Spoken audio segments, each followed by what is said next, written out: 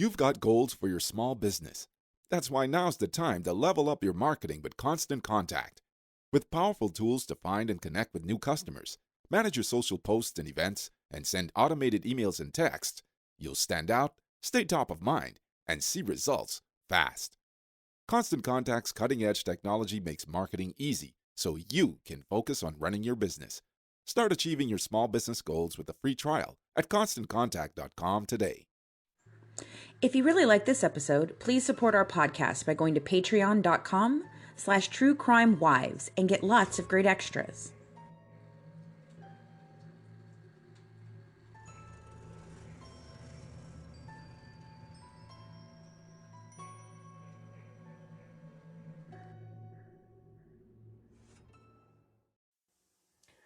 On the Good Wife's Guide to True Crime, we discuss crimes that some may find disturbing. Listener discretion is advised.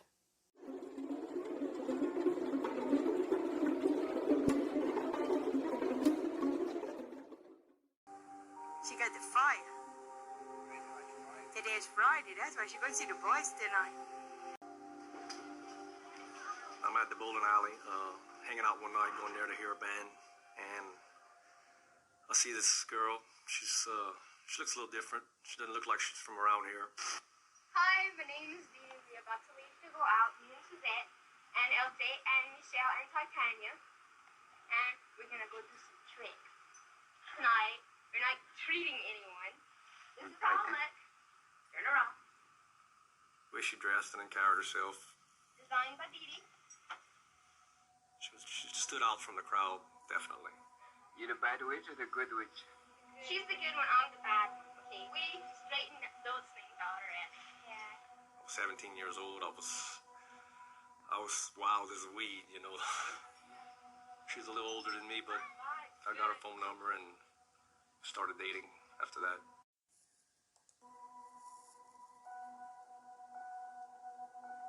She told me one morning that she's got some news, that she's pregnant. So I was like, really, already?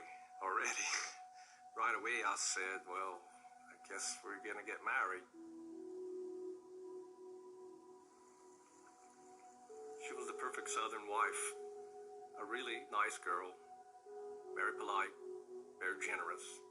But I just never developed that special place in my heart for her. I was married only 3 months. I promised her I would always do everything I could to take care of her and the child. To do what I can for them financially and mentally, but I just couldn't stay.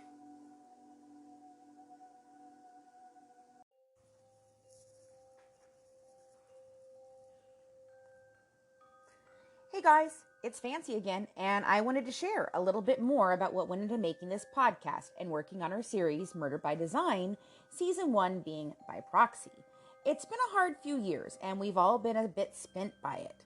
Starting off with this whole thing, I had never really written anything but fictional tales, so dealing with true crime was a bit of a learning curve for me. Now, I love true crime, and I'd investigated true crime, but I'd never really written anything on it. So I tried to find a balance between being friendly with the Blanchards and really trying to remain unbiased. And I'm going to tell you, that's easier said than done. I crossed that line many times on both the good and the bad. It was really hard to extract truth from the lies because everyone in this case really aren't the best historians or reliable narrators. So one of the things our team had to do was look at everything with a critical eye and determine if we could take it as fact based on the things we knew were absolutely true and what wasn't, and determine how that all fit in. Now, not an easy task, let me tell you. When we finally got the interrogation video after 2 years of working on this, it was a moment we had to go back and look at everything we thought we knew and look at it differently, and we struggled a lot with all of that. Tonight we're going to read a lot from a letter that Christy wrote me when we first started working on all of this. It's her version of how things went down between her and Rod and Dee Dee. While we believe most of this to be true, we're going to discuss pieces of this and what we really think about the dynamics and how it all affected Gypsy and ultimately how this story all unfolded. There's going to be a few surprises along the way, so we hope you enjoy.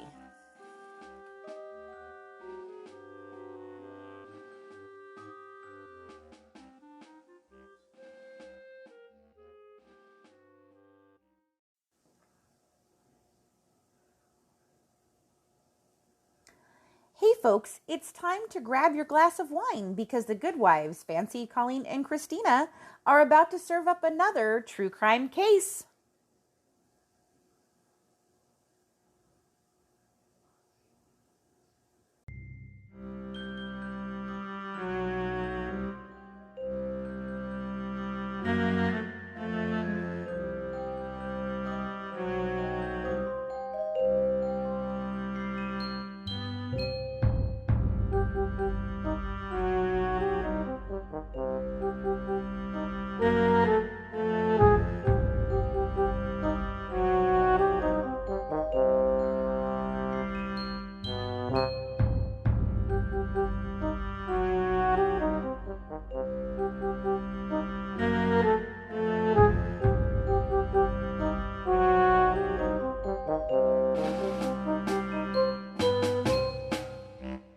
Oh my goodness, ladies, so good.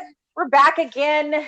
And tonight, I mean, we talked a little bit about Dee Dee and Suzette and Titania when she was young and all the crazy stuff there. But tonight we're going to talk about Rod and Christy and Dee Dee and the relationships they had.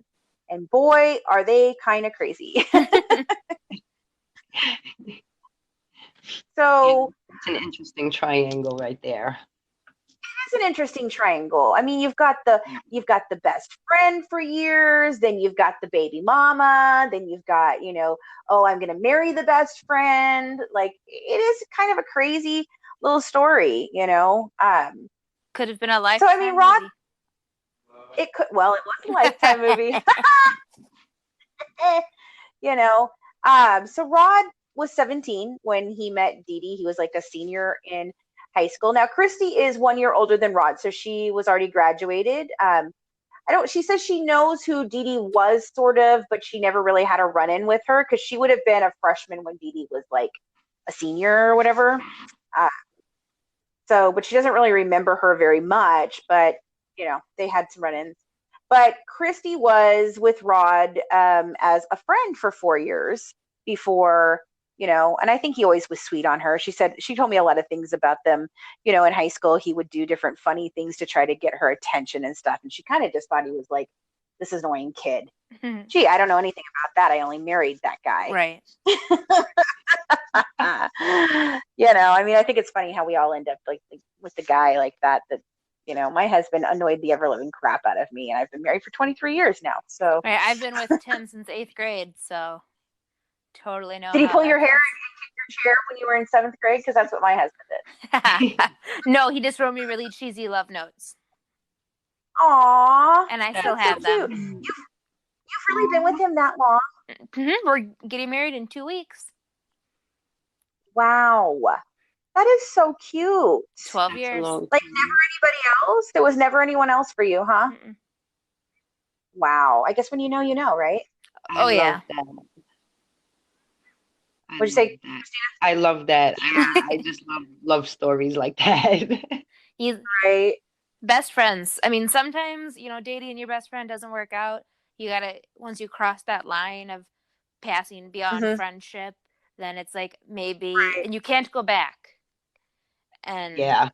But Tim's my best friend, but he's also I love him. That is cool. Well, and that's kind of the story between Ron and Christy. I mean, they always kind of dance around each other, and I think that they were really good friends, and they have a strong, they've had a strong relationship for many, many, many, many years, and it's got to be strong to go through all this shit. Like, I mean, you can't have a weak marriage and go through all this crap. That's what I can say. There's no way. Yeah, they definitely have a strong bond. Yeah. So Rod was a baby. I mean, when he meets Dee Dee, Dee Dee's 24, she's 17, so she's robbing the cradle. Right. She became she was a very dominating, controlling person. And when you're an older woman taking advantage of a younger guy, it's like, oh my gosh, this older woman likes me. Oh my God. Like, and she's able to take control in that sense. Right. Well, and I think for Rod, I think it was just like I don't think he thought anything was going to come of it. I think he thought it was, oh, she's a freaky girl that isn't like the rest of the girls here on the bayou. She's definitely not the woman you take home to mama, like it was like, let me have some fun here. And then when I get serious, I'll settle down with a girl from the bayou and we'll settle into this life that they have down there, because the guys go out on the boats, most of them, and most of the wives stay home and raise the children. And that's kind of the unspoken rules down there. But I think that he was, wild and free and wanting to have some exciting, strange, right? Like maybe she'll buy him some beer, some alcohol. Right. She'll buy him some alcohol and, and he'll catch a piece of tail for a little while and then move on. And that certainly didn't happen. That was not in the cards for her. Yeah, I think in the big picture, 7 years, people think like, oh, 7 years, that's no big deal. But when you're talking about a 24-year-old woman and a 17-year-old boy, I say boy because to me, a 17-year-old you're not really an adult. So I don't know. I almost see everything that we've learned about Dee Dee. I swear, and I know I've said this before, I feel like almost like she was targeting somebody like that she could take advantage of or manipulate in some way. And I think Rod was perfect. He was young, and like he said, he was wild as a weed. So he was, just like you said, he was probably out to have a good time and have some fun, and went way beyond that for him. Right, locked him down. Well, I think back to so when I was young, when my niece was turning 17, 18 years old, she's always been a good kid. And then she started giving my sister-in-law a lot of problems at that point. She didn't want to help out with her sisters. She didn't want to do anything, didn't want to be told what to do, and she was always at odds. And I always thought, God, she's such a good kid. This is crazy. So I sat her down, I was talking to her and I was like, so we're 10 years older than her. So at the time that I'm talking to her, I'm roughly 28 years old, and so I was trying to explain to her the difference between, like you said, Christina, that period of time, like between 17 and 25 is a huge changing moment. Like there's things that happen. So like, I think, I'm like, okay, so right now you think you know everything, you know absolutely nothing. You're 18 years old, you know jack shit. And then, if you're going to wake up, you're going to be 21, you're still going to know jack shit. Right. And I'm like, but you think you're a little wiser in the world. You're just a little more mature, but now you can drink legally. I mean, 21 to 25 is like this blur. You wake up one day and you're like, shit, I'm almost 30 and I still don't know anything, I'm like, so honey, you think you know all this stuff, but you don't. And you're going to realize it when you get to 25. That's where you start to get that maturity level, For guys, it's even later, I think. My husband, God bless, I married him at 21, 22, and it took till 30 before that guy pulled his head out of his butt. So I'm 28 years old. I still don't know shit. Yes. So when I agree. Yeah, I can totally get that being that I'm 25. And, I started college at 17. I was the young one. Yes. And me too. So it was, looking back, 7 years, a lot has changed in my life. I've graduated with multiple degrees. I've gone through insane emotional hardships, medical issues. But, Tim and I grew together, and Tim definitely has matured since then. But, saying, it's 25 and then or a 24-year-old and a 17-year-old, that's no big deal. It is a big deal. I have nothing to relate to a high school senior right now. I got nothing. No. Oh, absolutely not. Absolutely not. And that it's not the same. Like, okay, so if you're 30 and somebody is 40, that's not the same. That is different because you have had absolutely different type of life experience at that point in time. You both have life experience. At 17, you have no effing life experience. At 24, you have done some things, So right, the high school senior right now doesn't even know how to text on a flip phone.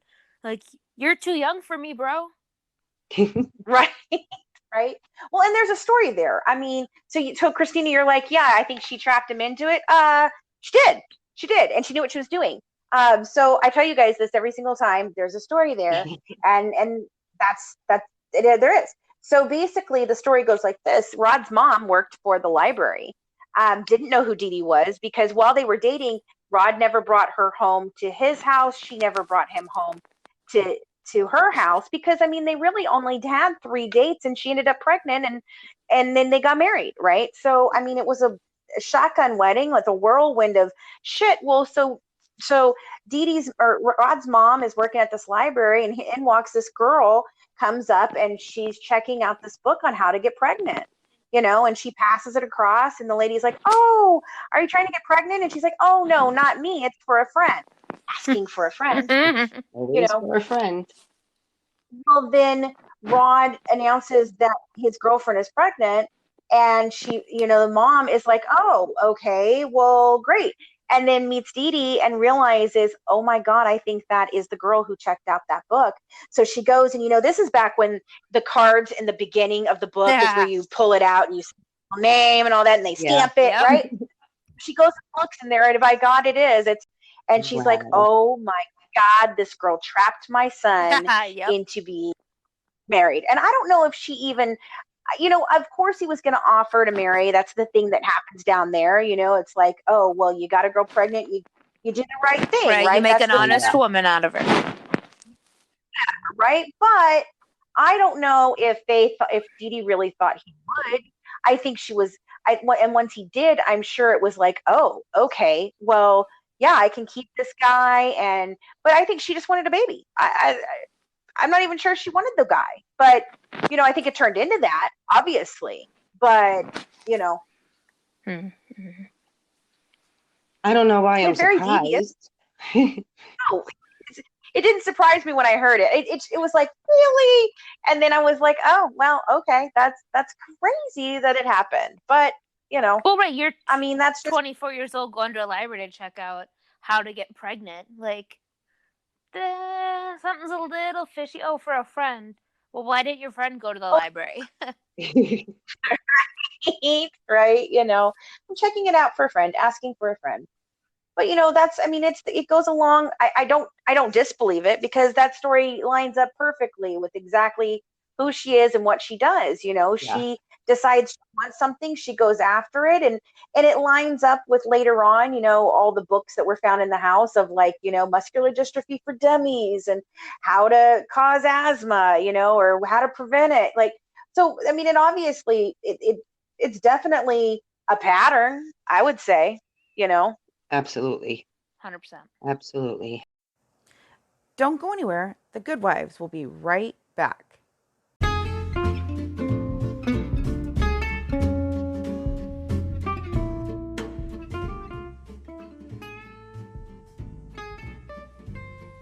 In every episode, we like to serve up a special dish from the state that our crime takes place. So here's our resident Cajun Mama Ty to tell you what our true crime dish of the week is.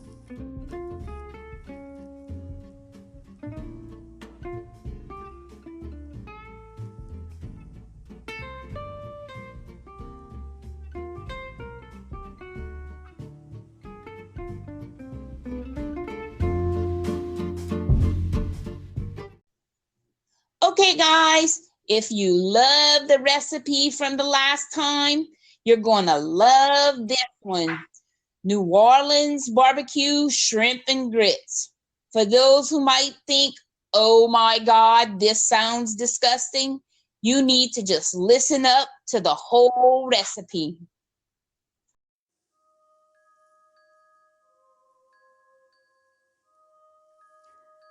So reading from the letter from Christy to me, this is talking about when she first met Dee Dee. I first met Dee when she started dating Rod. Rod and I were friends for 4 years prior to him meeting Dee. When I first met her, she was really nice and didn't seem bothered that Rod had a best friend of the opposite sex. I had met and had nice conversations with her. Next thing, I was getting a call from Rod saying he was to be a father, that Dee was pregnant, and they were getting married only after a short time of them dating.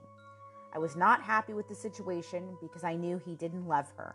I refused to go to the wedding due to the fact that it was for all the wrong reasons.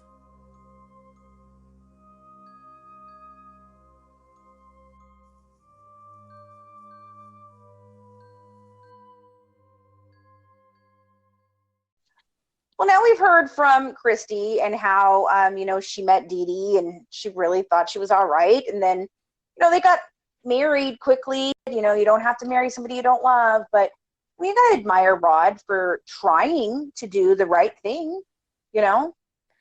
And then back in that day, and he was trying to make an honest woman out of her, doing what he thought was the right thing to do. And he, even if he didn't really truly love her, it was, well, I have to take responsibility for my actions.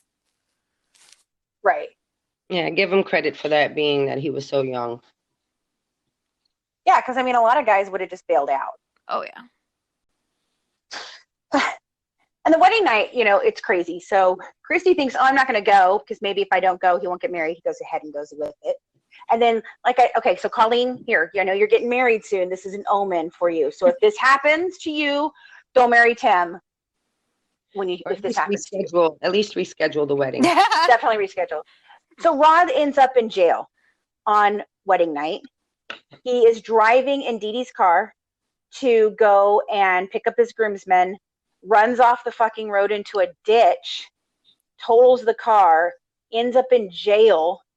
So I'm going to assume he was probably drinking, and mother-in-law and father-in-law have to come bail him out so that he can go get married.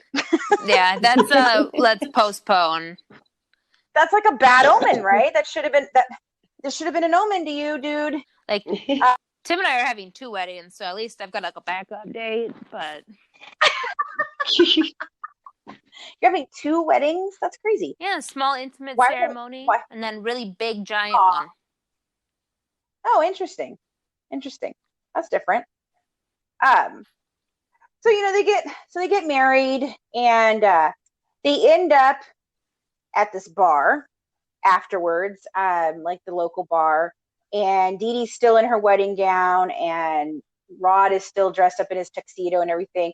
Well, it's the local watering hole, so it's not very big town, so Christy and her friends end up there too.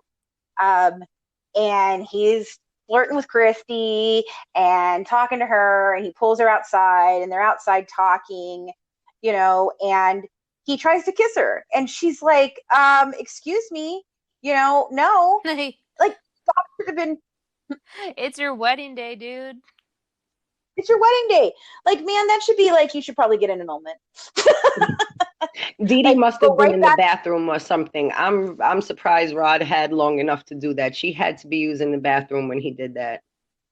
Right. And so Christy does the right thing. She pulls back and she's like, man, you just got married. No, you need to go in there with your wife, be with your wife. You're not going to be with me. You know what? You've made your choice. This is your bed. You're going to lie in it. He's like, but I don't love her. Well, okay. That may be the case, but now you've married her. So right. Sorry, bud. 3 hours ago, you said, in sickness and health till death do us part. Like, yeah, right. Okay, so Dee Dee's like, she's going through the bar. She's showing her ring off to everybody. She knows his Rod's gone, so she comes outside. She catches him with Christy, and they're just there standing there talking, and she's like, "Are you coming?" And he's like, "Oh yeah." And so Christy's like, "Go in there with your wife." And so then she goes and gets her friends, and she leaves. She's like, "Let's go. I don't want to be here. I don't want to see this. I don't want to deal with this." Like, again, dude, you just got married. Maybe get an annulment.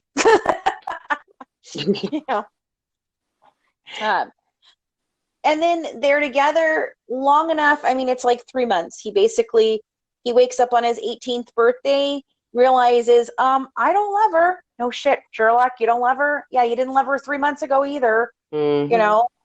And he's like, and he even describes her in one of the things as a good wife, that she would cook and clean, all of that, but there just was no love connection there. And obviously, because I don't think Dee Dee's capable of loving people. So, that makes sense to me. Mm-hmm. But he leaves before Gypsy's even born. Okay, so he goes to Christy, obviously runs to the backup, to the, to the best friend, who's the one that really has his heart this whole time. And Christy's mom brings him in and sits him down in front of a bowl of gumbo and is like, look, you are a kid. You don't have to do this. And you can walk away. And so he decides to do so. I've just had the realization, like right after he proposed, be like, oh, that was a mistake. I really don't love her. It was a good effort to try to, be there for her, but it's better if I just don't do this and, we remain, friends, and I, can take responsibility for the baby, but we don't have to be together, and could have just Right. done that instead of, a couple months of, all right, Dee Dee, we're going to get married and I love you and I'm going to take care of this. But there really was no love between them. And I agree that I don't think Dee Dee ever loved him. He was the method of just having a baby. But I do think that it messed with Dee Dee's psyche, though, because, like, he marries her, then he leaves her, then he comes back, then he leaves her again. And each time, he's leaving her for who? Christy. And so I do think I think that screwed with her a lot. I do think that was part of how we end up where we are because of the choices made there, I mean, I think that was a big blow to her fucking ego. Right, like, now, Gypsy, you can never leave me, and, right, taking control of situations where I'm the provider. I don't need to rely on a man, and no one's going to break my heart. And Gypsy, you will never leave me. You are mine. Versus, with Rod left her, and then, right, I think it damaged your psyche. And absolutely. And you're right. It sets it up for the control. Well, you know what? Everybody else leaves me. Well, damn it, you're not leaving me. Because she had that way she was able to control Gypsy where she can't control, an adult, though, or a pseudo adult. I think that's one of the reasons, like, we hear so much about Dee Dee, but I don't think I've ever heard anything about Dee Dee being with another man after Rod. I mean, we've heard the crazy rumors about her having an affair with the doctor or something like that. But I mean, a serious, we've never heard about a relationship. And I think that was the basis why a man can't come in here and think that he's going to make decisions in my house. I'm in control and, it's me and Gypsy. And I think she had every intention to keep it that way until the end. Yep. I don't think she would have ever let anybody get close to them in that way. Right. Like, can you imagine Gypsy having a stepfather and her having to hide that from someone who's under the same roof? No. And absolutely saying, not. well, wait a minute, this doesn't seem right, honey. What's going on? Well, and with Dee Dee's family members, they didn't really like her. And so they were distant to her.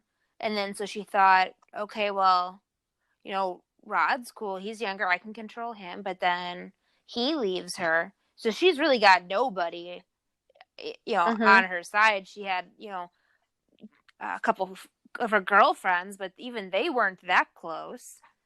And no, they left by the time Gypsy was born. So she really had nobody. So it was, all right, this is it. This baby is mine and nobody else will have control. And that's it. I think she was looking for unconditional love. Yeah. Especially as a heavier girl, I totally get that you just want somebody who's going to love you. And, She should have just got a dog. Right. Dogs are loyal, man. Dogs are loyal. Never try to leave her. She wouldn't have had to do any of the things. Well, then who would she have scammed from? She might have tried to make the dog sick. So or the ASPCA, just the arms of an angel. Imagine seeing a commercial with Gypsy and a dog. And a dog. Oh Lord! Oh my God! Don't go anywhere. The Good Wives will be right back. New Orleans barbecue shrimp and grits. The entire recipe, if you think that it sounds gross, it's not. Cajuns do not, and I repeat, do not use barbecue sauce, traditional barbecue sauce on their seafood. Our barbecue sauce consists of butter and lots of it, Worcestershire sauce, beer, Budweiser preferably, Cajun seasons like Slap Your Mama or Tony Chachere's, garlic, crab ball, yes, the stuff you put in the water to boil your seafood, and you guessed it, a little bit more butter to finish it off. As far as grits, no instant of any kind in this recipe. Cajuns use stone ground grits. I preferably like Quaker grits. It's the best that we have. And we use both water and whole milk and a little shredded cheese. Woo-wee! We make grits nice and creamy. Creamy, creamy, creamy. Hope you guys love this recipe. It is one of my favorite to cook, but not one of my favorite to eat because it's a little messy. You have to remember to peel the shrimp before you eat them. The peelings are left on so that the spices can soak up into the shrimp and give them that flavor that they so deserve.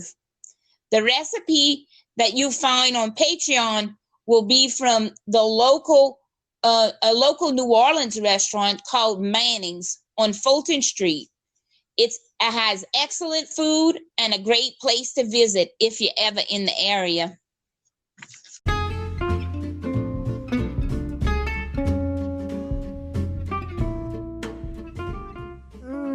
Ty, another great recipe. For the full recipe that was shared tonight, join us at our exclusive membership club at www.patreon.com/truecrimewives.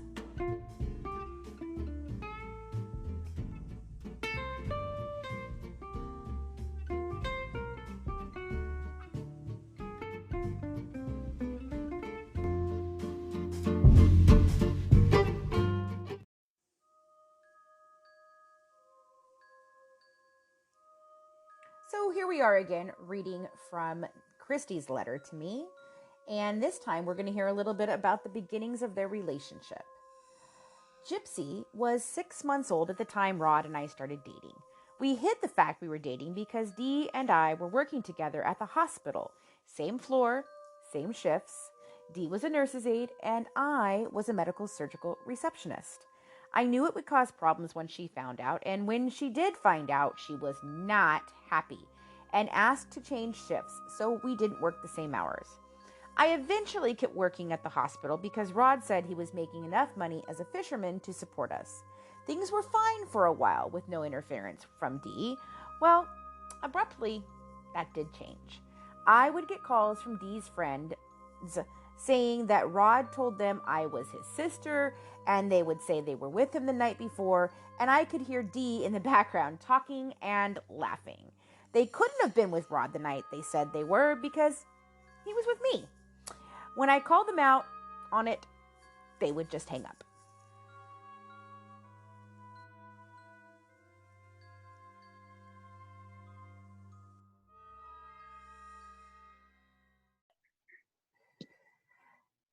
Alrighty, so now Rod has left and his 18th birthday, and Gypsy is about to be born. And Rod was totally inebriated on the day that Gypsy was born. They were at a rodeo. Now, here's a funny story about this rodeo. I am thinking rodeo, like, calves and ropes and cowboys.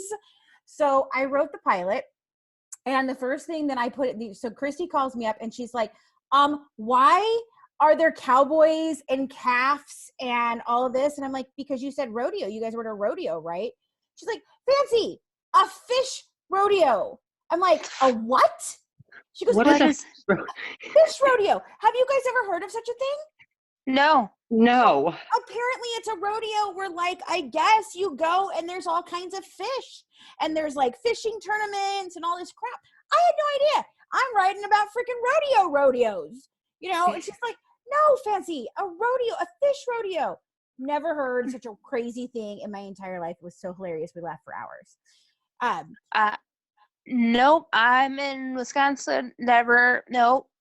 Well, I've only been as far as, like Kentucky. Obviously, okay, so yeah, Florida, but we didn't have that there. I didn't have anything like that in California. The only time I've ever been to a rodeo was in Texas, and that's a rodeo with clowns and cowboys and cattle.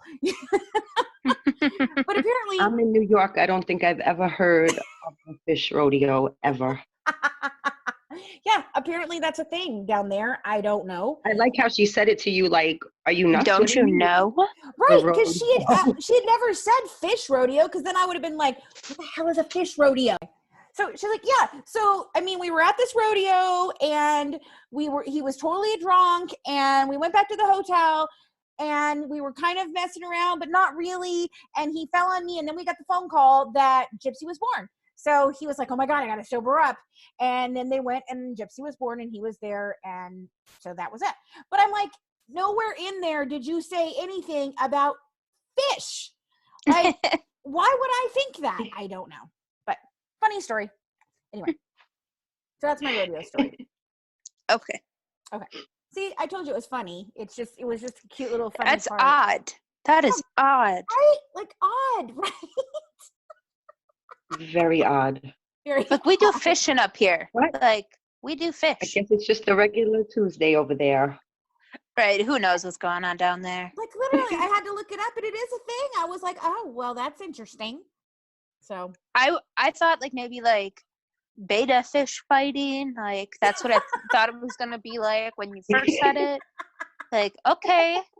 no, I guess there's like all kinds of different fish there, and they are like, I don't know. I guess then they have a fishing tournament. Fuck if I know. It's a fish rodeo. What?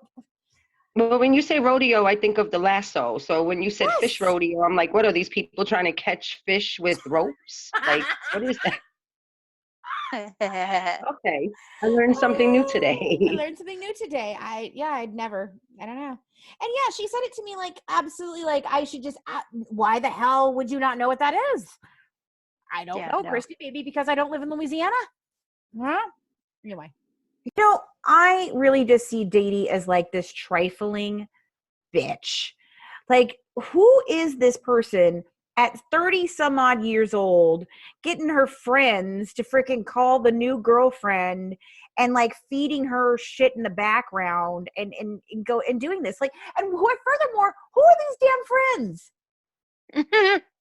Or she probably found somebody at the bar and be like, hey, and just being that controlling person, like, okay, now you're my friend, and here, call my ex-husband's current girlfriend and tell her that we were sleeping together. And I picture it like the slumber party. Yeah. That, you know, somebody's on the phone, the parents are sleeping, let's prank call. Except for they're not 13. These are 30-year-old women calling people. With a child. With a child at this point now. She's got a child. Like, I just don't. It's like, it's almost like I said, you know, that Cyrano Bergerac or whatever, like she's like standing in the background feeding the girl. Okay, now say that you were sleeping with him on Tuesday in his hot rod, you know, say that. And he's got a purple car. So it's purple so that she'll know that, you know, that you were doing this. It's so crazy. And I almost feel like, you know, like did she stop people on the side of the road and be like, hey, I'll give you $5 if you make this phone call for me? Like, you know, Just random strangers. just random strangers. She's putting out ads for character actors. To get circulated like wanted posters. Wanted somebody to call my ex-husband. Like, so juvenile. Like, but you see it, you know, it's like, I just don't get this mean girl shit. I don't know. I've never been that girl. So I just don't understand it. But it reminds me of like the girl who like fakes a pregnancy to keep the guy, and then mysteriously there's a fucking miscarriage a week later, you know? Yeah, I knew Right. someone like that back in the day. Every time a guy would break up with her, she would call and flip out and tell them she missed her period, and then it would be like a drama that she would drag on for like the next couple of weeks to see if that would make him come back. And then when she realized that he was really done, then it would be, the doctor said I had a miscarriage, and it was because of the stress that you put me under. And then she'd just play the victim. So after I saw her do it a couple times, I was like, okay, I can't be friends with this girl. Right. So, it's nuts. It reminds me of two scenarios. The first one that I just remembered, it reminds me of the first season of Glee, where the music teacher's wife was trying to keep him. Yes, So she wore the yes, and I hated her. Oh, I hated her. She got these different size baby bumps and was wearing them, but he wanted to go to the doctor appointments, and she faked this ultrasound. She like all this craziness, and eventually he found out that it was not. She was never pregnant, right? Yeah, and then they got divorced. But that one's a little bit more tame. I've seen episodes on like Dr. Phil and other talk shows where some women are just the most cruel, heartless people I've ever seen. It's women who tell a guy that she's pregnant. There was one, she's like, I'm pregnant with twins, but they weren't together. And then, 5 months later, she's, I had a miscarriage, and looks up photos of miscarried twins on Google and sends him a photo. And I remember that. And then he's grieving the loss of his 2 children. He thought he was a father, and his twins, like his whole family was emotionally distraught. And then it turns out that he was never a father. She was never pregnant. Like, what a cruel, heartless bitch. Who comes up with this shit? Like, I don't know. Maybe it's because I'm such a straight shooter, and I always have. Like, I wasn't in the drama bullshit, like, when I was even in high school. I just wouldn't participate. You guys are fucking ridiculous. I'm not going to participate in this. Like, I don't have time for it. I've got shit to do other than this. And so I didn't do that even in high school. But, I don't know how Dee Dee kept it all straight.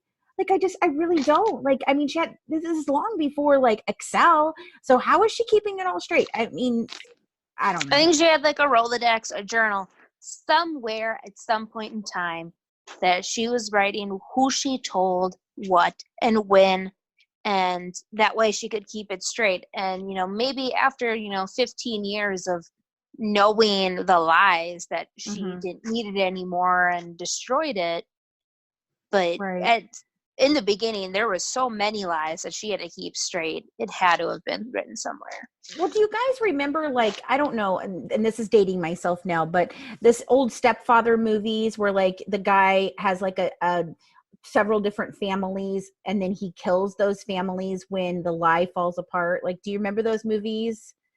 Yes. It reminds me of that. Like, I can see Dee Dee, like, standing in the middle of a room, and her lie, like, falling apart, and just like, oh my God. And she just, like, axes them, like it just, I can totally see, it just reminds me of that kind of mentality. Like, it just, but the lies, I don't know. I don't know how anybody could keep it all straight. I really don't. Like you said, maybe a journal. It's like a Lifetime movie. Yeah, except it really ended up being a Lifetime movie. Like, Yeah. It was, but it was before it ever was. I think a lot of this Mean Girl stuff, though, like, I think it crosses over into what ended up happening, though, too, with all the medical stuff and everything. I think it started off as maybe a bid to keep Rod around and interested, and she thought, oh, well, maybe that'll keep him going, and it didn't. And then, she loses her mom, and I think that triggered something in her when her mom passed, and we all know that there's a crazy story there, and that, maybe she killed her mom, maybe she didn't, I mean, that was a crazy thing. But I think that was a triggering for her, and it was like, oh, all the attention that I was getting is gone. So now what do? Oh, I know, a sick kid. Right, it's a complete attention seeking. Dee Dee, you're such an amazing person taking care of your mom. You have such a big heart, and all this attention for her, and that, oh my God, your husband left you. Poor you. Right. Yeah, she got what a jerk. Attention, and she needed it. Right. But sometimes, I wonder, did she surprise herself sometimes, Dee Dee? Because with the way the lies have changed and grown throughout the years, as we've seen, did she, and like, okay, I'm going to say this, and then, oh shit, they actually believed me. They did what I said. Okay, so next doctor, I'm going to say this. And is that where all the changes in the lies came? Because the easiest way to get away with telling a lie is keep your lie consistent to everybody. That way, to remember little things, or wait, I told so-and-so this, but I told so-and-so this. So I sit here sometimes and wonder, like, did Dee Dee not know how good she was going to be at this? And every time she was able to get away with something, she just upped her game a little bit more. And each time she got away with it, it made her bolder and braver, to where there was no scam and no fraud that she wouldn't try to get away with. Right. It was complete practice. You know, she little lies over time, and then it gets to so bold and brazen that she had leukemia when she was 5. Like, that's a bold lie to tell. Well, yeah. Mm-hmm. Well, even Like, that one's not even as big a whopper to me as the muscular dystrophy, because like there were tests that showed she didn't have muscular dystrophy. The doctor told you she didn't have muscular dystrophy. I don't give a shit. I'm going to tell people she has muscular dystrophy. You know, like, I mean, and so she went to great lengths to hide that, but I mean, eventually it came out, you know. Anyway, oh, I don't know. It's just like I said, I just mean girl crap. I just don't get it. It's just too much.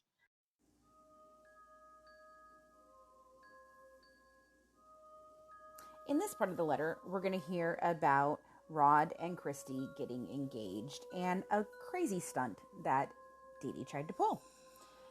Eventually, Rod and I got engaged, but we had a long engagement. When we started to plan our wedding and set a date for March 26, 1999, we went to talk to my priest, Father Dean, at the Holy Rosary Church that I attended.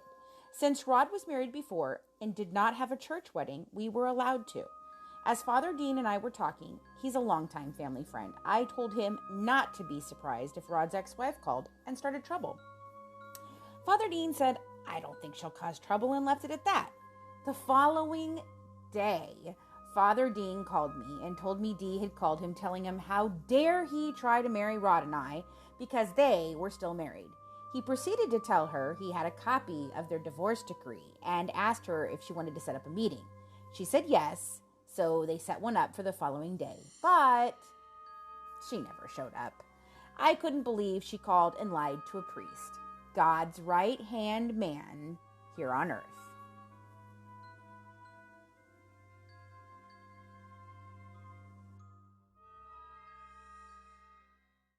well, and she went to such an extent to try to really keep Rod. Yeah. Calling the priest. Oh my God. But now you see, she called the priest and she tried to convince the priest. And then what was it? The priest was like, oh, I know you guys are divorced. But then he asked her, did you want to come in and set up a meeting so we can talk? And she said yes, but she never showed up. So I don't think she was that bold and brave at that point. I think she was like, oh man, they got the divorce papers. Okay, what do I do now? I can't go see this priest tomorrow. They're going to think I'm crazy. Right. But I think that also speaks into later when she, you know, she requests the records, and every single time she requests the records, if there's anything in there that they even remotely question in any way, shape, or form, she doesn't go back, you know? Yep. So it speaks to what happened later, and you can see the early warning signs. It just kept snowballing. It was like on and on and on and on. But then, you know what? I thinking about Gypsy telling the story to the investigator later, and it's the same kind of thing. Like, she started with one lie, that lie didn't work, let me go on to the next lie. Oh, let me try this. Oh, did she die? Did she commit suicide? Did her diabetes get her? Okay, well, no, none of that worked. All right, my boyfriend's a freaking dick and he killed my mom. Like, you know, and I'm scared of him. Please help me. Like, Right. you know, so it's a pattern of behavior with them. Well, and I don't know if it was necessarily that she wanted to be with Rod as much as it was, if I can't have him, then nobody else should. And I'm surprised she didn't try to kill him. But yeah, right. I mean, she's tried to kill at least 3 people. So, you know, and at least as the stories go, the mom, she did kill. They think that she did kill the mom. Now, whether I think she did that intentionally or not, I think maybe it was a neglect thing. I think she just didn't get her mom up and didn't care anymore and was like, I'm done with this. I hope she dies. And she did, you know, but then she tries to get rid of Laura and 2 other people. There, you know, there's another lady that she was living with that ends up saying the same story of the rat poisoning and being in the food and all that. So, I mean, exactly, like, Rod's damn lucky that he escaped with his life.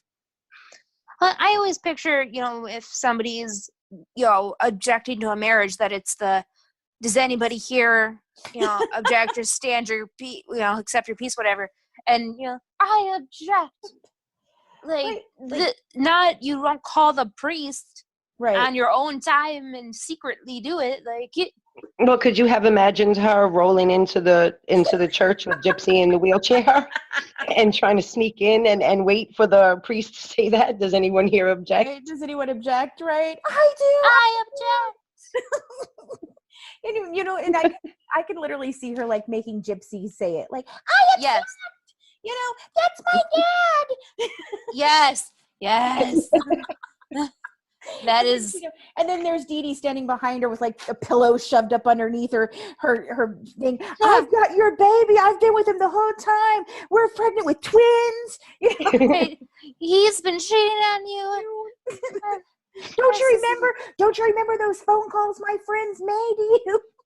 Right, it was true. He was lying to you the whole time. And then the pillow falls out from under her shirt. And then she grabs Gypsy and like runs back out. What a story to tell. Oh, the sad thing is almost 90% of this stuff is actually true. Yeah. I mean, we may joke, but a lot of it is beyond crazy and baffling to a regular person. And I'm not even by any means calling myself a regular person. But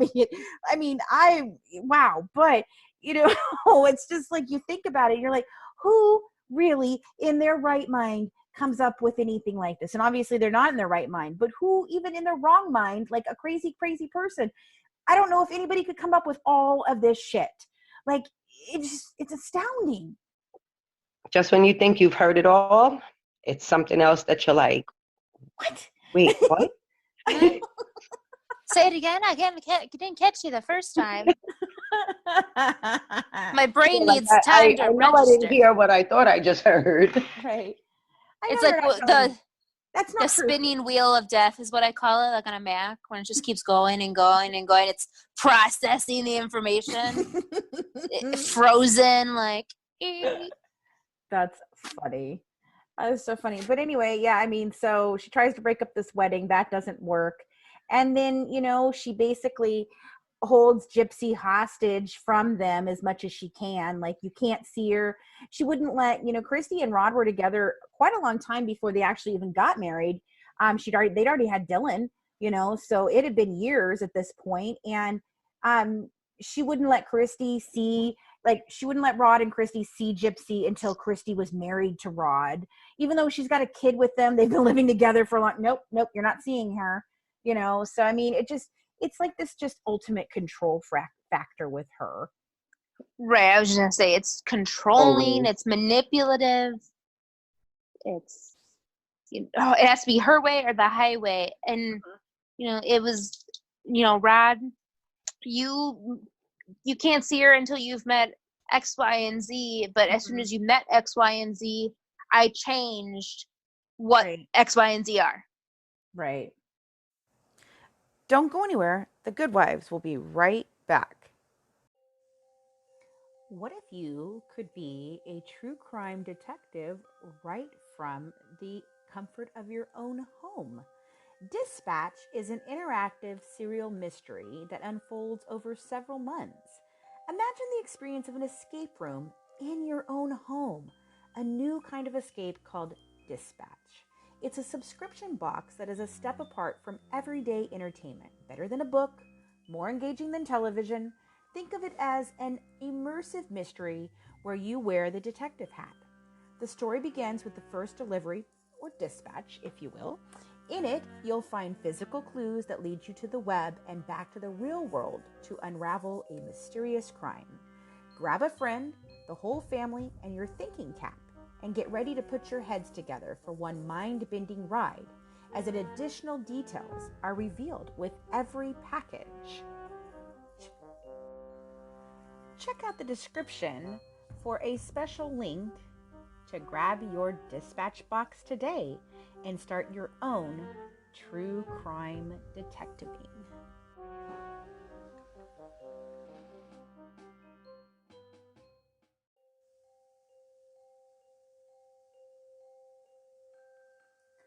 We absolutely love hearing from our listeners, and we'd like to invite you to send us a question for us to answer or a case you'd like us to cover. You can do this in 2 different ways. You can send us a message right here at anchor.fm/truecrimewives, and we might play it live in one of our next episodes, or you can drop us an email at goodwivesdish, that's DISH, @gmail.com. We look forward to hearing from you.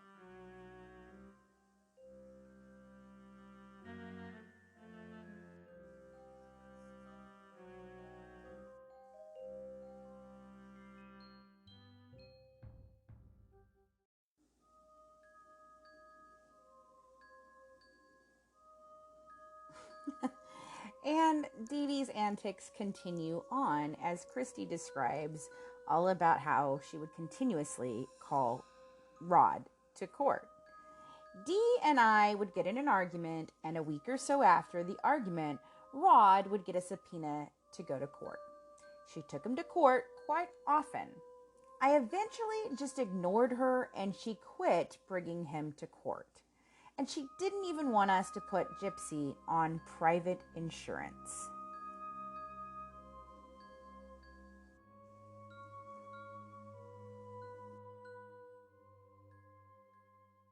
All right, so now we're into the thick of this with they're married now, and she would do all these different things like, so every time she'd get in an argument with Christy, Rod would end up with this subpoena to court. But you know what I think's funny about that, guys, is like, here's the thing. We have lots of court documents with them. There are tons of them. And he was ordered court, child support, alimony, all of that. But never once is there a fight for visitation. Not even once. I think he, moved on to the new family, and that's about it. Well, I mean, Rod has a type. Let's be honest. Christy is a very powerful, kind of very overbearing woman, and she's a good person. But I think that she has kind of that controlling thing, and I think that's what Rod looks for. Maybe that's what he wants. Maybe he doesn't want to have to be, the controlling guy. Maybe he just wants somebody to do Passive. it all for him. Yeah, really. Right. I mean, and I'll be honest, like that's how Tim and I's relationship is, always has been. Mm-hmm. I'm the one who makes all the decisions, and he's like, just I'll go to work, you just tell me when and how much money to put in the joint account for bills, and I handle the rest. And it's because I'm controlling it. I wouldn't want him to do it because I'd be afraid that he's going to screw it up. Like yesterday we went down to the courthouse to get our marriage license application, which they need a lot of documents for. And then she's like, do you have your birth certificate? And I'm like, yep, here's his, here's mine. Here's my amended birth certificate because I had a name change when I was born. Here's his social. Here's my original and my amended social. Here's his driver's license, my driver's license. Here's our lease agreement, our electricity bill, and the name of our officiant and his address and phone number. Like, here you go. Right. And Tim's like, holy crap, that was a lot of documents. And I'm like, yeah, would you have had that if I did? And he's like, no. No. Yeah, I know. My husband does the same thing. But I mean, I kind of think that it became like Christy and Rod had their little perfect family with the white picket fence. And I think that's what they both put time into. And it was, the bare minimum with Gypsy. And I do believe that Dee Dee, made it really fucking hard for him. I don't doubt that. I absolutely do not doubt that for a second. But he's only ordered to pay I think it was $215 a month. He does end up in the rears a couple of times, but not for child support or alimony. Only time that he's in rears for child support and alimony that we've seen is during the period of time where he was fighting the medical expenses. So here she is, she's suing him for medical expenses, but she won't let him put her on his private insurance, which that should have been red flags. Like, why would you put her on my private insurance? Right, you could have 2 insurances, Right, but she wouldn't, So she's suing him. At one point in time, he was behind $5,000 for medical expenses. But she has Medicaid for this state, so they were paying for everything. So I can't even imagine.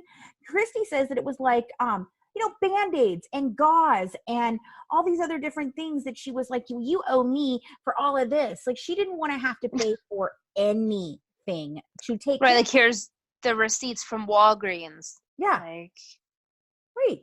oh. You know, No. and Rod talks about how Dee Dee never let him have that relationship with Gypsy, but I'm sorry, I just feel like he didn't fight. They moved to Thibodeau, which is 45 minutes away. A couple years later, they moved to New Orleans, a couple hours away.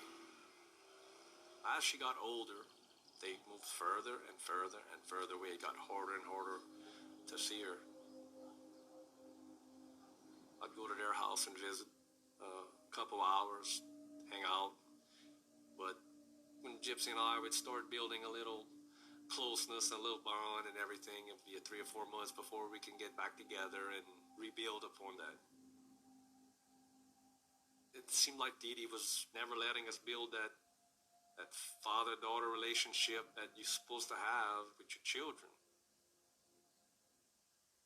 And Katrina hit in 2005, and they were relocated to Missouri. That's 11 hours away. By that point, she let me talk to Gypsy on the phone whenever I wanted and everything, but she said a visit was pretty much out of the question. I never raised any really hard questions with Dee Dee because she still allowed me to talk to her when we called and keep some kind of relationship. I knew that if I raised any serious questions or issues, she could cut me off in a minute. So the relationship we had was mostly just phone calls, gifts, birthday cards, stuff like that. Just wanted to try to make her feel like, I'm going to be here for you forever, waiting. One day you're going to call me and say, hey, Dad, it's Gypsy. Can you come see me or something? Was just hoping for that day to come, and it never came. Yeah, I just think he didn't fight. Well,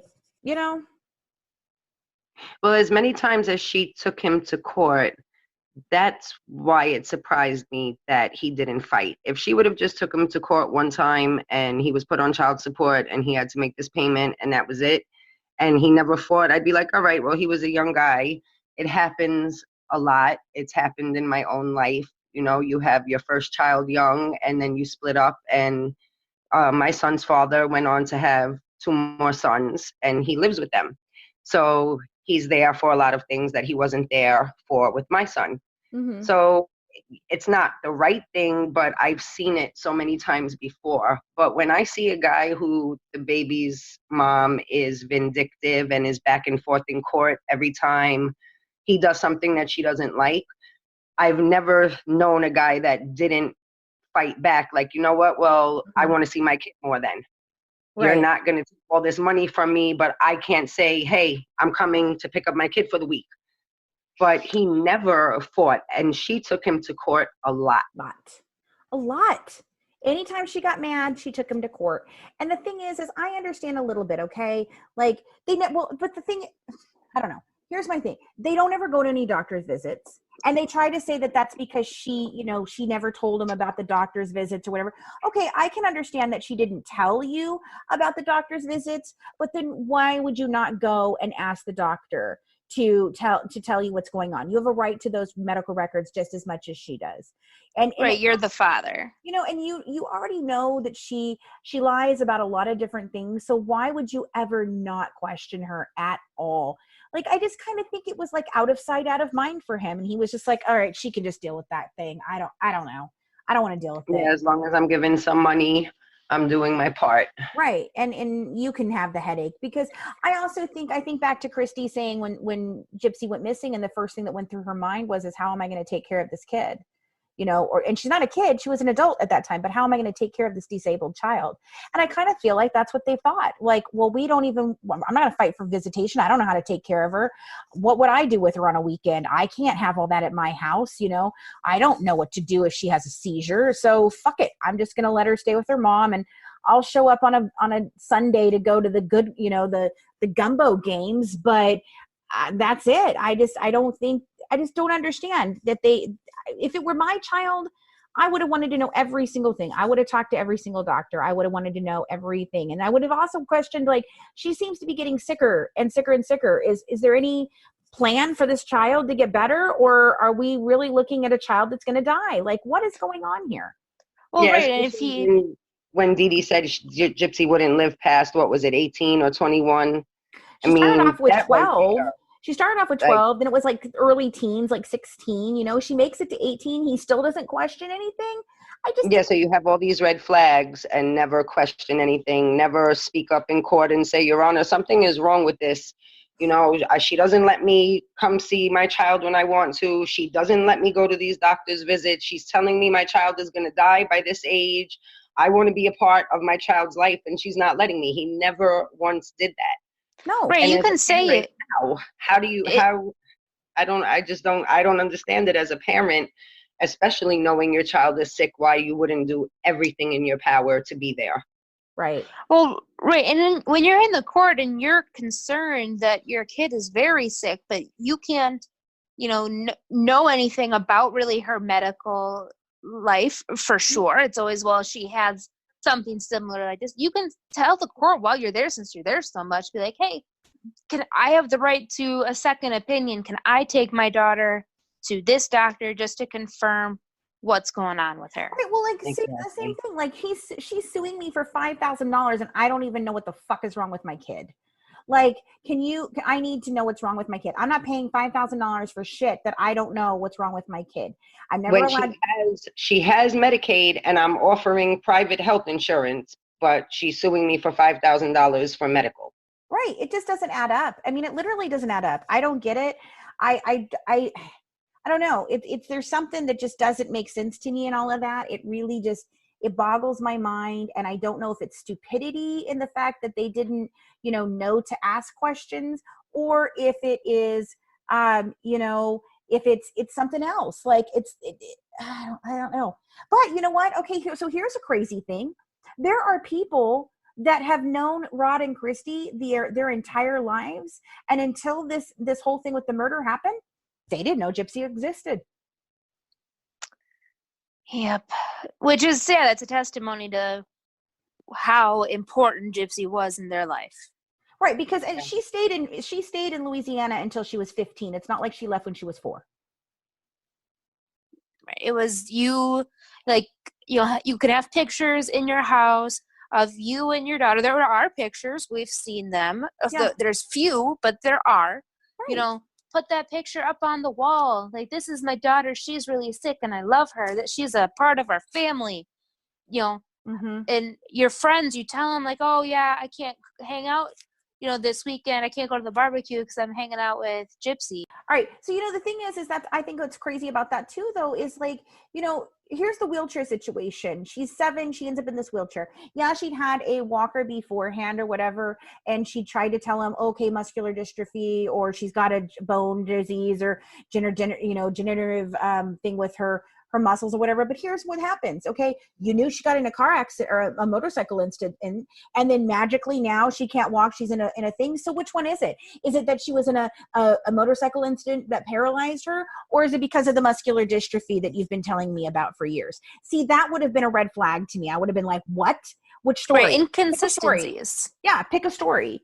And then we've got spaghetti legs. The family, they can see her jumping on a trampoline. Her mom comes outside. She falls to the freaking ground and like acts like, they call it spaghetti legs. That's not funny. It's not funny. Why did you not ask? Why did no one ask these questions? There's one more doozy of a story for y'all in this. This is my favorite. This is your favorite? Yeah. There is a 4th child. Dun, dun, dun. There's a 4th child. And, originally when I signed on to do this project, I had not heard about the 4th child. And then I was doing some digging in a group and found it in one of the OG groups. And I came to Christy and I was like, is there a 4th child? And she's like, yeah, but we don't talk about it. It's not really out there. I'm like, well, it's out there in a Facebook group, so it's out there. So, what are we doing about this? And she was like, well, I'd like to leave her out of things. And I was like, okay, well, I mean, if it doesn't pertain to the story, then I guess that's fine. It doesn't pertain to the story. But now with all the different, crazy things that we find out about whether they're, Christy and Rod tell the truth about things or not too, like now I feel It's pertinent. It's pertinent because it speaks to the fact that, okay, so some people didn't know that, that Gypsy existed. Well, nobody knew this fourth child existed at all, and she's only, here we go, she's only 5 months younger than Gypsy. So Rod really at 17 could not keep it in his pants. Condoms weren't a thing, I guess. I guess that was not a thing. Wild as a weed. Wild as a weed, exactly. Wild as a weed, sticking it in anywhere. Like, And here's the thing. This mom, the mom of this fourth little girl, she is way younger than Rod. She's like 2 or 3 years younger than Rod. So what, 15, 16 years old, maybe? Maybe, 14, 15. 14, 15, 16 at the most, because he's 17, 18. I mean, good Lord. So this poor woman, she ends up pregnant with this child. And Rod, the same thing. We see the court documents. He pays a very minimal amount of child support. Well, he's not involved in her life at all. At all. Not at all. It makes me wonder why he chose to marry Dee Dee. And well, because she got pregnant first. Okay, so the story goes that the woman that has this fourth child was his girlfriend at the time, and he cheated on her with Dee Dee, then ended up marrying Dee Dee and cheated on Dee Dee with this other girl, So, I mean, he literally was playing the field and just, like I said, sticking it in wherever he could get in, I mean. Right, and then at the same time, he's, sleeping with his wife, but cheating on her with the young girlfriend that's in high school, maybe, unless she dropped out, but still having all the love in the world for Christy. Right. And who knows how many other girls in the area he was flirting around with. Right. I mean, there could be 5, 6, 7 children we don't know about. Oh my God. I mean, it's totally a probability. Right. Well, and I mean, and the thing is he's not involved in this girl's life either. He, he's off on the boat. He's never home. So she's raised by another man. And when the little girl was 10, the mother came to Rod and said, look, her father is her father, and he would like to legally adopt her. You don't have to pay any more money. You don't have to take care of this child. You're never here anyway. She doesn't even know who you are. So we would like for you to sign over your rights. And Christy convinces him to do so. She says it would be a gift to the child. And you know what? I can honestly say that this is the one time that I think that Christy is right in this, because I do think it was the best thing for this little girl, Yeah. But here's the thing. Titania has known all of them her entire effing life.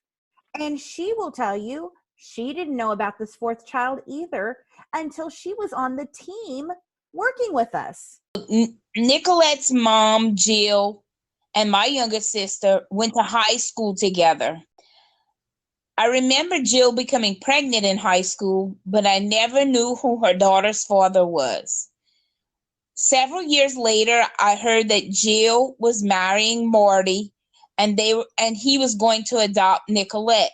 I just figured that Marty was her real dad until I came to by proxy to find out a totally different story.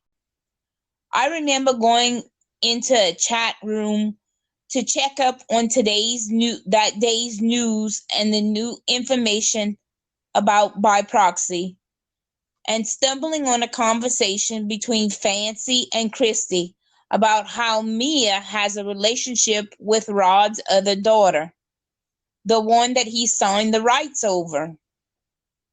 I was dumbfounded, trying to figure out who is this? I don't think Christy typed her name in the chat, but I picked up the phone and called Fancy. Fancy, you remember that conversation? I do. I think it went something like this. Rod has another daughter?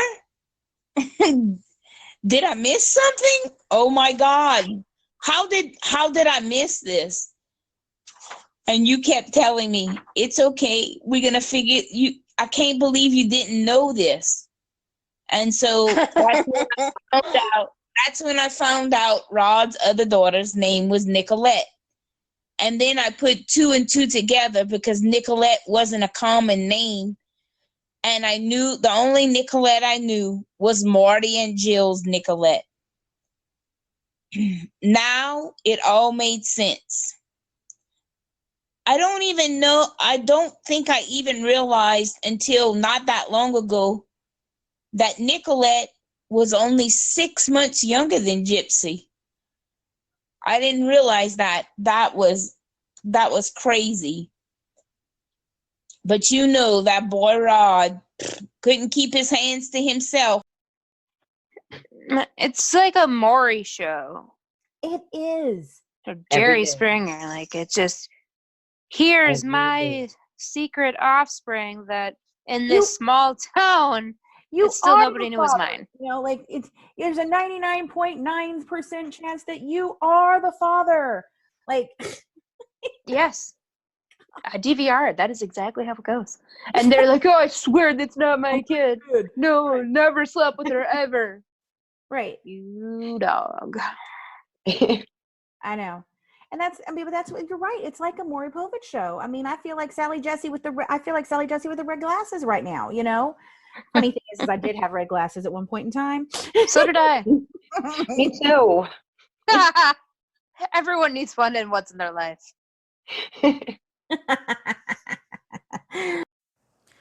Don't go anywhere. The Good Wives will be right back.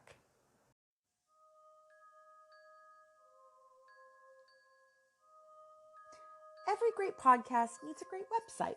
Currently, our mother company, Mad Ginger Entertainment, is building their website using Bluehost. Bluehost is one of the best and most affordable web hosting platforms available. Plans start as low as $2.95 a month, and you can even integrate it with WordPress. So if you need your own website or affordable web hosting, grab our discount link in the description and get your podcast a bigger presence online at low costs.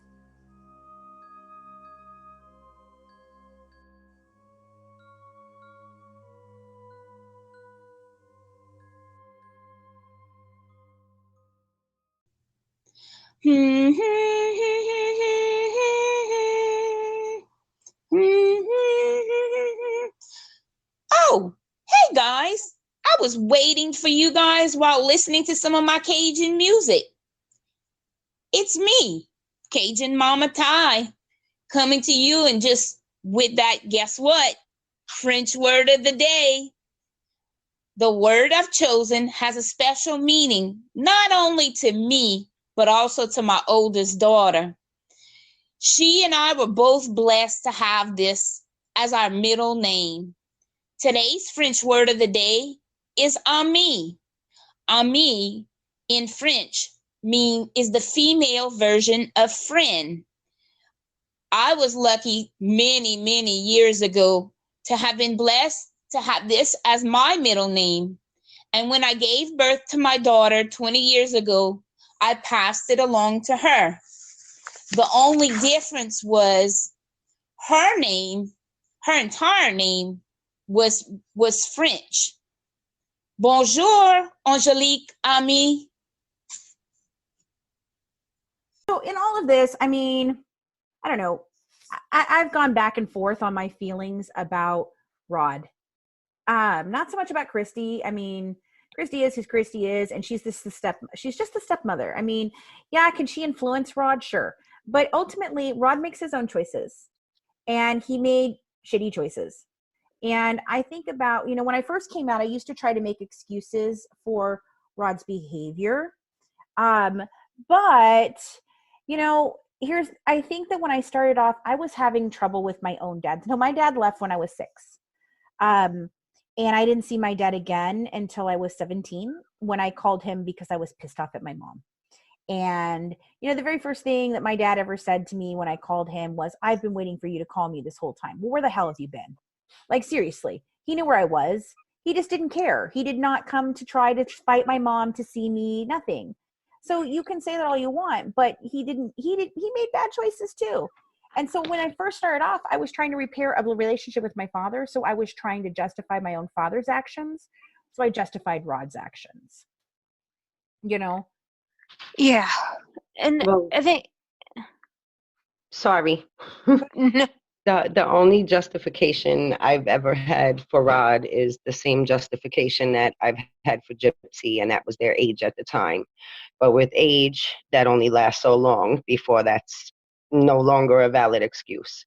So that's the end of my justification for Rod. Once he hit a certain age, you knew what you were supposed to do. You've been a father to these two children. There's no reason why you didn't know how to be a father to Gypsy the proper way when you were able to be a good dad to the next two that you had. Right. And like I've said before a million times, it's not like she left when she was 4. She did not leave the bayou till she was 15. Yeah, so their bond should have been established long before that. And I don't give a shit I don't give a shit if she moved to Slidell or wherever. It's an hour and a half away, 2 hours away. Go fucking see your kid. Right. Once a week, you like do something, but you can still form a solid bond with a parent. Sure. Even if you don't want to take her overnight because you're worried about all of her things, you can still go and take her for ice cream or, take her to the mall for the day or, take her whatever, do something with her and the 3 kids, your other 2 children. You can, and you know what, if Dee Dee's being a fucking pain in the ass, you can stand on her doorstep and bang on her door and demand to see your kid. Exactly. Or you can call the cops and be like, this is my daughter. Right. We don't have a separate visitation that says I can only have, supervised visits for an hour a month. This is, you have no visitation paperwork. So you can say, this is my daughter and I'm going to take her. Right. And they will make sure that you get her.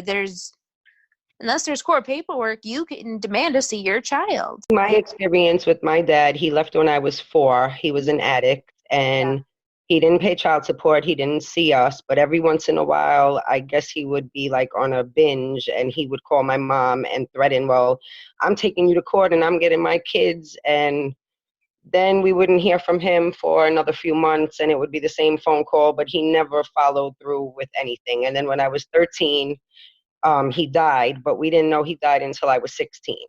So that was the extent of the relationship I had with my father was till I was 4 years old. And he never fought to come see us or anything. But he was an addict. So, I mean, it's not justification, but that was his justification.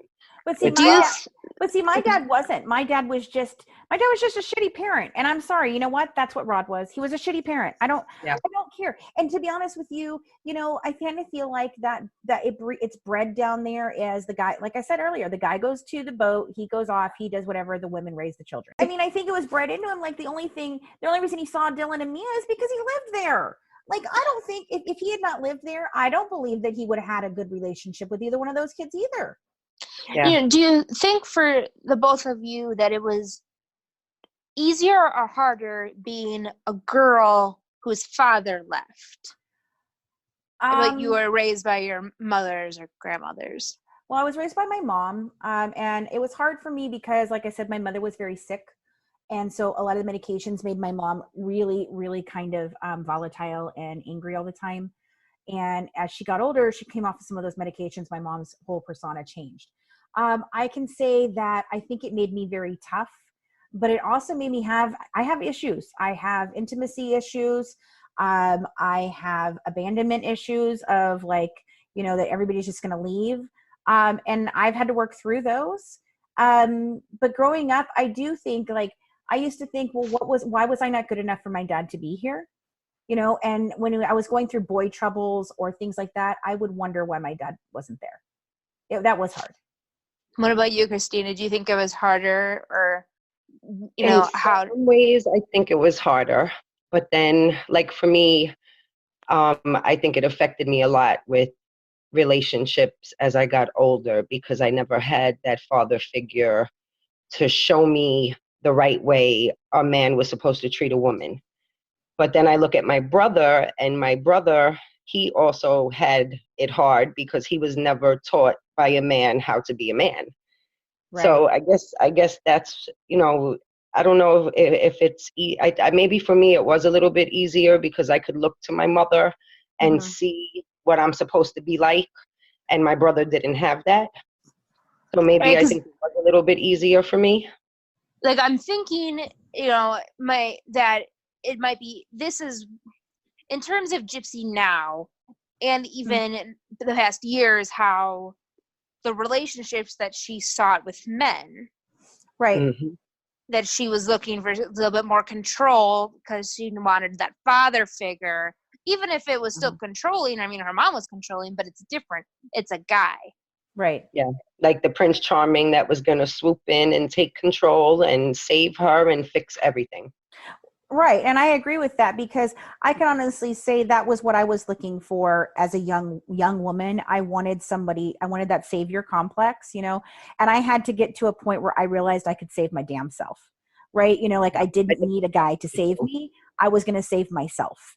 And the choices Rod made, they affected her. They affected her a lot. And I do think that is a part of the pattern of behavior that we see with her, of that the man is the ultimate thing for her, you know, the ultimate fairy tale, the ultimate goal. Like, it's not like she's talking about, I have goals to go out and change the world, or I'm going to become a whatever. No, her goal is really, I want to get married. I want to have kids. And I think that affected her. I know it did affect me. In fact, it affected me the opposite way, where I didn't really want to get married and have kids, because I was like, guys just leave and I don't want to deal with it. And I ended up pregnant with my first daughter after being told for years and years I couldn't have a child, you know, and then super sperm over here, you know, he freaking impregnates me the very first time we ever are together. And, you know, I ended up married with him, but I even turned him down several times while we were pregnant. And I was like, I'm not marrying you just because I'm pregnant. That's not happening. You know, and he's like, no, you really need to. And I'm like, no, that's fine. I'm fine. Well, and I think I have a similar, but also very different experience. My dad and my nana, his mom, are the ones who raised me. My mom left when I was like 3 or 4 years old. Wow. She moved out of the state, and her mom, so my mom's mom, actually had coached me on one of my visitations. Like, I was allowed to go down to Florida like once a month, or a couple every month. So it was in the summer. My dad agreed to send me down there for a vacation. Well, her mom then coached me to say that my papa was molesting me. Oh my God. Wow. And then my mom didn't know that her mom had coached me. So my mom's like, I'm not sending you back home, because that's who we lived with. And then she got charged with custodial kidnapping. And I went back home. My dad had to come get me. And then my mom only got supervised visits for 1 hour a month. And being in Wisconsin and she was in Florida, she just didn't come back. Wow. And so sorry, Colleen. And she came back maybe every 2 or 3 years. She would decide she was going to come up, because one of her other daughters' fathers was in the same town. So they would come up. And so I have a couple sporadic pictures. She had other children that she raised, but I'm the oldest. My parents were 16 when I was born. But so I have a lot of complexes where, you know, why didn't my mom want to raise me? She raised her kids. Right. And, you know, what did I do wrong that she didn't want to be a part of my life? Yeah. And as a girl, you know, I think it affected me very harshly, knowing that it was, you know, my mom, and I'm a girl. Like, luckily, and thank God, my nana, she's my closest best friend, and she's taught me how to be the woman I am today and how to be strong. And if I didn't have her, I don't know what I would have done. And for a girl who has gone through so many issues, and mentally, you know, Tim has put up with a lot of, because I want that relationship with my mom. I've always have, but I've now grown up to the point where, you know, if somebody wants to be in my life, they will. Right. No, I've had the same issue with my dad. Like, I had to, in the last year, I basically told my dad, I'm done. I'm done. I can't do this anymore with you. You know, you and my children are affected by it now because you have come in and out of their lives. And you're choosing this, Dad. You're choosing it. You can say that it's my mom all the time. You can say that she kept me from you, but you knew where I was. You knew how to get a hold of me. Yes. You could have come, and you chose not to. And Rod did the same thing. You know, and a lot of guys do that. That's always the excuse. I think that's always the excuse. Well, her mom, the other parent. The parent won't let me see it. Well, then take her to court. Well, then Well, then go knock on the door and demand to see your child. Literally, unless she is in the underground, you know, whatever. You don't know where she is. I can get that. I understand. But otherwise, you're just not trying hard enough. I'm sorry, you're just not. And you can make excuses all you want, but it boils down to you're a shit parent. Right. And because, you know, with me, like my phone number never changed. My address never changed till I was like 11. And even though we had the visitation where it was supervised once a month, well, she didn't come up for those visits. No. And the phone number was the same. There was no, you know, order saying she couldn't call me. Right. But she didn't call on my birthdays. There was no birthday presents. There was no Christmas phone call. Like, I just think they don't try hard enough. That's the thing. Like, out of sight, out of mind, don't try. Like, that's what happens. And that. And they always make excuses. And I think, I've never found one where I was like, well, that excuse makes sense. No, it doesn't make damn sense. You fucking abandoned your kid. Literally. Right. And I put myself into Gypsy's shoes sometimes because the next sibling underneath me is one of my sisters. And I was like 3.5 when she was born. Right. So it's, you know, there's not that much distance between me and them, but we have grown up in completely different lives. Yeah. And, you know, she named her daughter after my mom. And, you know, because that was, you know, she's the best person in her life. And it's like, and I've told her, like, we have different moms. She's like, no, we don't. I'm like, yeah, we do. Like, I'm happy that mom was there for you and great for you. Mm-hmm. And you have that relationship, but you have to know that we have had different moms. Yeah. And it's hard for me. It's hard for them to understand. Sure. But it's, you know, just like with Gypsy, like, and well, I'll mention it in the wrap up, like how she must feel knowing that, you know, Rod took care of his kids, but then also that he didn't do anything with Nicolette. Right. Like, and how she must feel when she gets out having to deal with those kind of emotions. Like, why were we not good enough, but these other two were? Is it because of the mom? Is it because of you really loved Christy and you didn't love my mom or Nicolette's mom? Like, really, truthfully, like what is the reasoning? And I used to ask the same questions. I mean, I was also adopted. So I had twofold. So I was adopted when I was little, you know, a baby.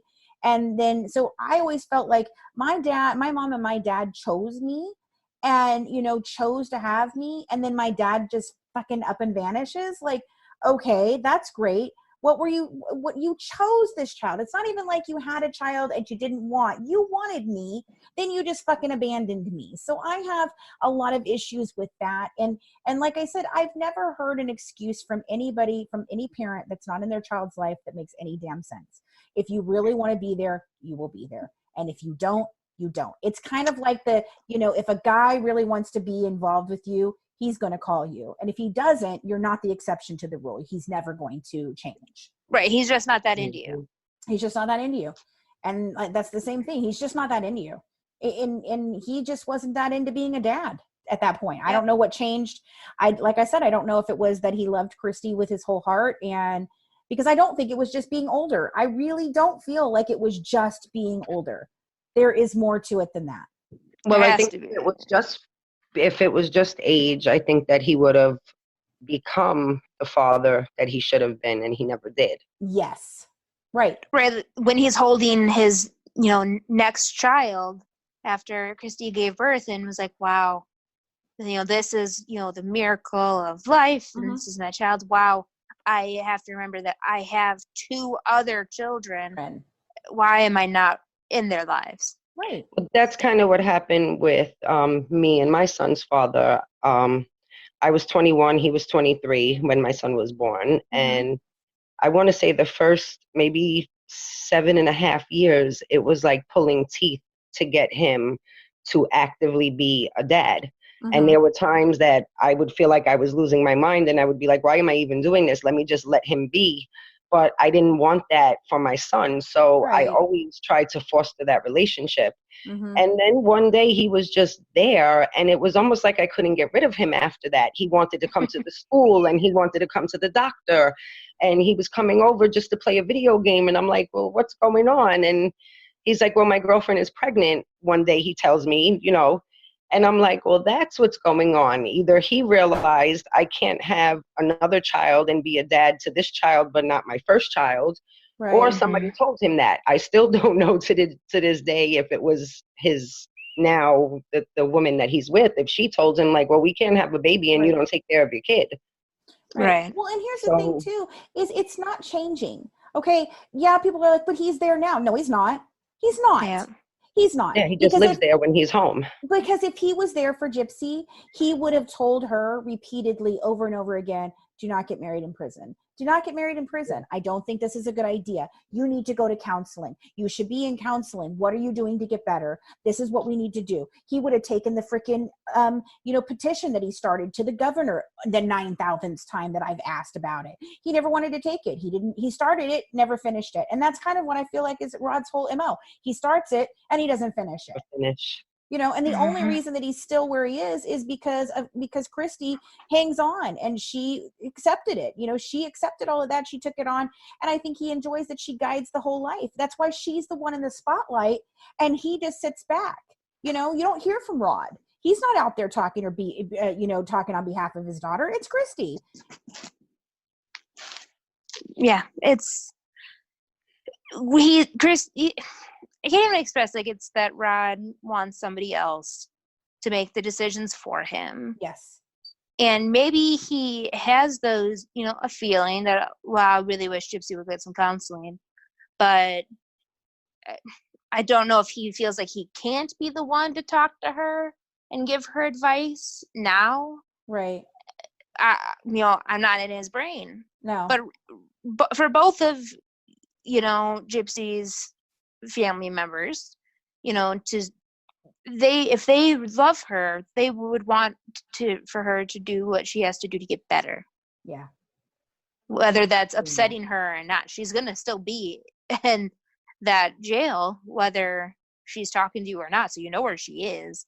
Right. So if she doesn't call you, the next day after you try to talk serious with her, you still know that she's there. Right. Exactly. Well, anyway, so this next episode we're going to go into will all be about the medical. I know a lot of people have been asking for this.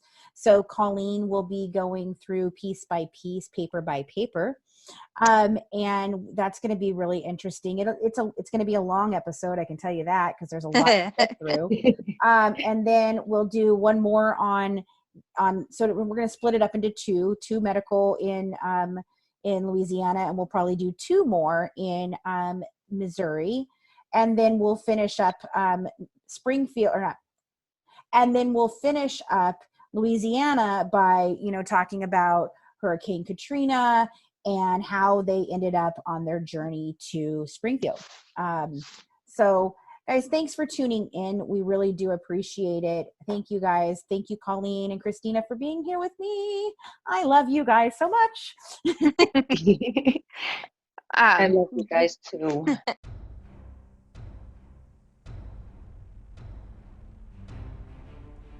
Thanks so much for tuning in and dishing true crime with the Good Wives. Don't forget to join our Patreon member club to get the full recipe shared tonight. Inside documents and pictures from the case, bonus mini podcast episodes, live YouTube discussions, and exclusive invitation to our discussion group on Facebook, and get some amazing Good Wives merchandise. Follow us on Twitter and Instagram at True Crime Wives, and for more inside information, check us out on YouTube at Murder by Design, where we're currently talking about a few different true crime cases, from bullying murderers to serial killers. We dish it all. Have a good one from the Good Wives, serving up true crime one dish at a time.